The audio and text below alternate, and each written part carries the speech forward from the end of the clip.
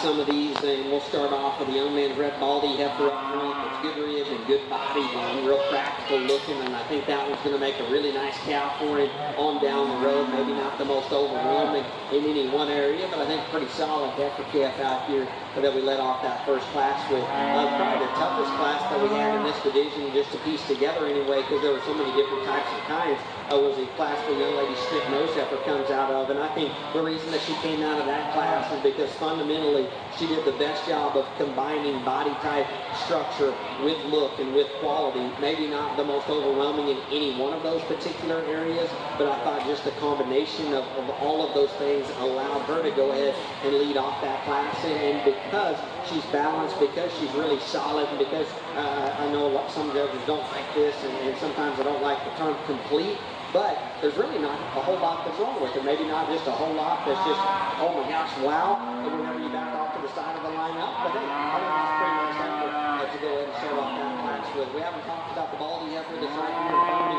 just as far as lines and balance and structure and quality. I mean, she's as good as any of them that we've got out here. It's super good, and you look up front, length of neck, where it ties in at the top of her shoulder, the way that she opens up good and soft into her rear rib and flank, and the way that she gets out and goes. I think you can argue her about as good built and good structured as anything that we've got out here in our lineup as well. Not the most powerful one to get up on top of her. She is just a little flat right there behind her shoulder, but I think whenever you get off to the side of her and you study her build and quality and design, that's what makes her a contender out here in my opinion. The red heifer is stout. She is bold. She's got a lot of muscle. She's got a lot of spread and a lot of shape up high. Now with that, she's a little harder bodied, and from her chest back into her flank, she wants to cut up and get just a bit shallow right there, and she's not as neat up front anyway. And so if you want to pick on her balance just a little bit, I like the shape, I like the dimension, body type, and is good in this heifer. The black heifer that's right here in front of me, second from the end, she's big ribbed, she's very dimensional. With that, maybe you might just see her a bit more extended up front. She's a little shorter neck and more compact. Maybe you like to feel just a shade of condition on her. If you're going to be real critical of that one, but whenever you talk about one that's got an awesome rib cage and an awesome body with the right kind of dimension, I think that fits that heifer really, really nicely.